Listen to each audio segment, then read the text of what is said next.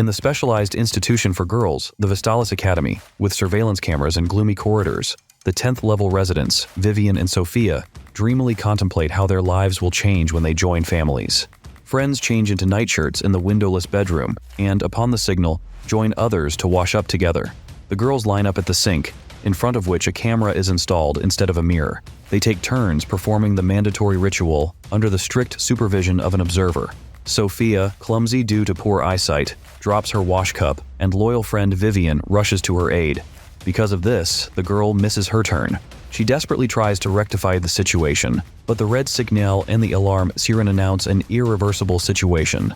Vigilant guards appear and are forced to take away and punish the offender. Vivian pleads with her friend to tell what happened, but Sophia agrees to the rules, silently turns her face to the wall, and does not defend the crying Vivian. Several years pass. A group of obedient girls in a classroom attentively listens to video recordings of Miss Brixell about obedience, modesty, and patience. The group's leader is the cool-headed Vivian, whom her friend Eva adores. She strictly controls the obedience of the students. After finishing the school day, according to the schedule, they immediately go to bed. The next day, the demanding Miss Brixell personally holds a meeting with the students. The woman comes to announce that from today they are all transferred to level 16, the final year of training. This means that soon, the orphans will go to foster families. Right from the classroom, under the supervision of security, the girls move to the next floor to their new rooms. Vivian, Eva, and Rita enter the room of roses, where other students are already located. Among them, Vivian recognizes her longtime friend Sophia, whom the girl coldly ignores and decisively takes the best place in the room, immediately indicating her position. Every day, the girls in the academy, under the watchful eye of Cameras, obediently take vitamins. They have lunch sitting on the cement floor. Even here, the silent Eva continues to follow her perfect friend Vivian, who now carefully tries to keep an eye on Sophia but still keeps her distance. Sophia herself breaks the years-long distance, bending down to her friend's humble cabin, and begs to talk to justify her actions at level 10. Her attempt to apologize is interrupted by a signal notifying of a general meeting. The girls meekly line up in front of Miss Brixell, who announces that sponsors who want to choose adoptive daughters will soon visit the academy. Therefore, the woman gives the girls fancy dresses with embroidered names, which the literate students cannot even read. The entire next day, the girls are allowed to spend in fancy dresses, which, however, are covered with utility aprons necessary for household chores. Vivian and another girl are doing laundry when suddenly Sophia appears and asks the girl to switch tasks, intentionally offering an easier job. The girl happily agrees, and former friends stay alone. Despite Vivian's cold resistance, Sophia persistently tries to talk and warns her not to take the vitamins. At the same moment, Ava appears and asks for her friend's help.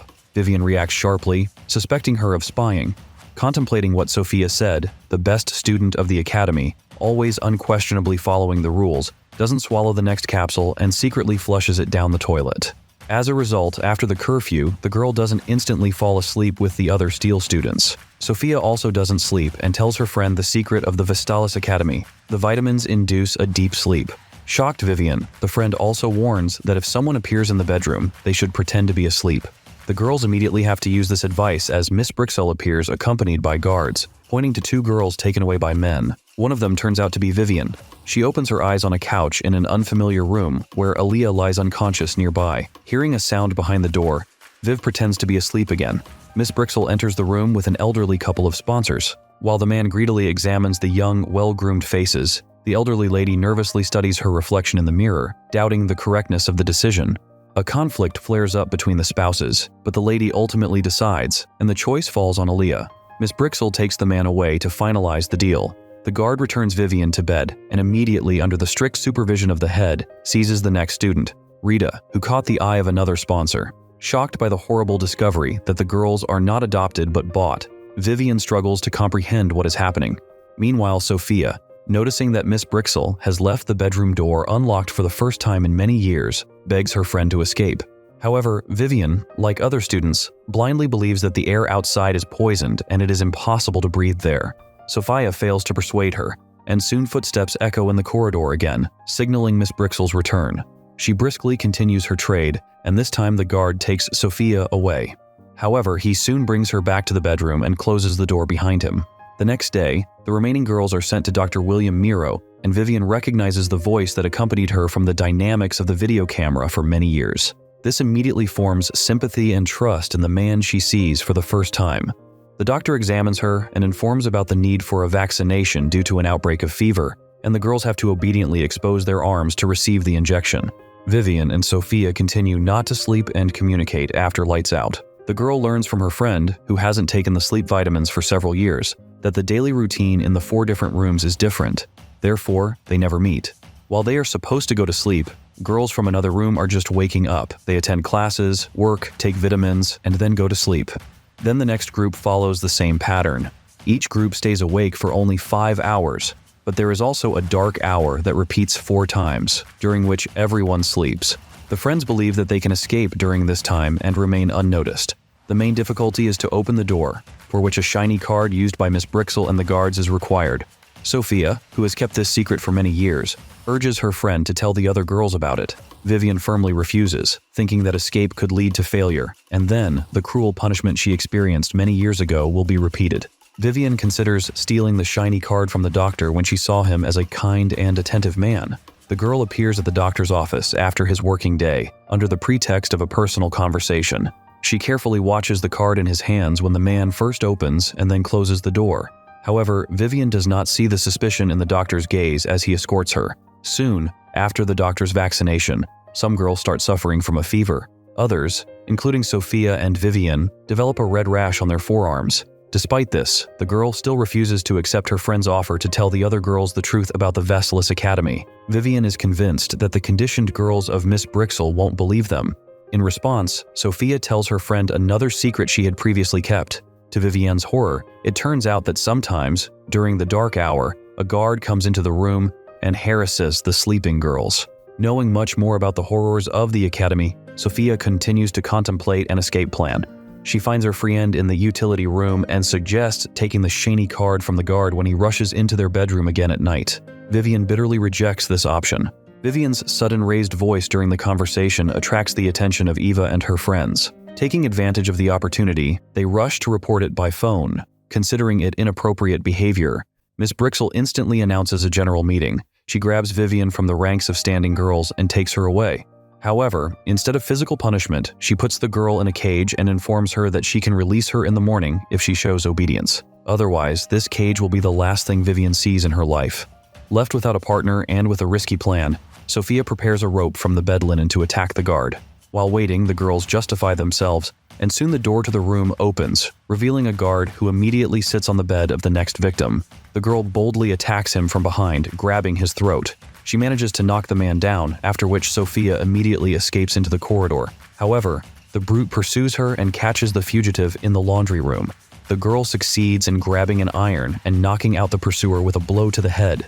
Sophia takes the guard's card and rushes to Vivian's cage. However, she doesn't manage to insert the key as the disconcerting sirens of Vestalis's dark corridors deafen her. Failing to free her friend, Sophia flees. Sometime later, Miss Brixel herself releases Vivian. The woman brings her to a general assembly, where Dr. Miro and the guard are also present.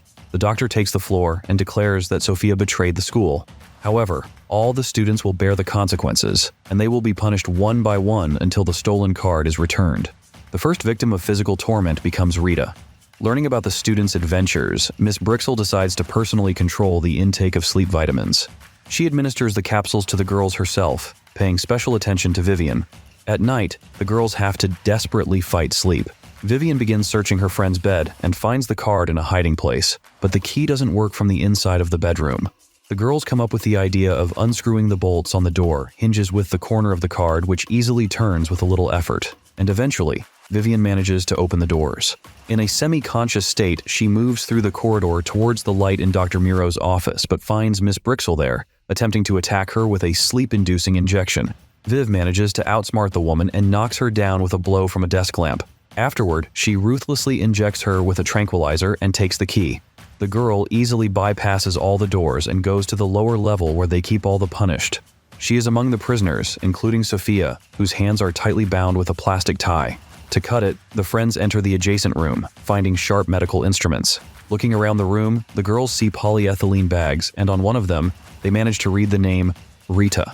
Overcoming fear, Vivian opens the bag and discovers the body of her friend with a severed face. Vivian instantly decides to escape, despite her friend's pleas to save the other girls. She firmly sticks to her decision and leads Sophia to the exit on the upper rung of the staircase. However, the girls don't reach freedom. Vivian agrees to Sophia's pleas to wait while she brings the others. Sophia returns to the 16th level and bursts into a lecture with another group. Meanwhile, Vivian notices a guard coming out of another floor who left the door open behind him. She sneaks into the corridor and finds the room where she was presented to the sponsor for evaluation. On a large screen, there is a presentation of the Vestalis Clinic and revolutionary method. However, the girls don't reach freedom. Her face. Shocked, Vivian rushes to help Sophia, and while her friend futilely tries to convince the girls to escape, she drags Miss Brixel into the auditorium and reports her discovery. This is confirmed by the scars from the transplant on Miss Brixel's neck, which Vivian displays to all the girls. Armed with such evidence, the students lock the villainess in a cage and head towards the exit. Sure. However, Eva doesn't wait for Vivian to open the door with the keys and pushes her, triggering the alarm. The girls start running, managing to fend off one guard, but soon, two more appear. Sophia and Vivian hide in a cage, locking the door from the inside.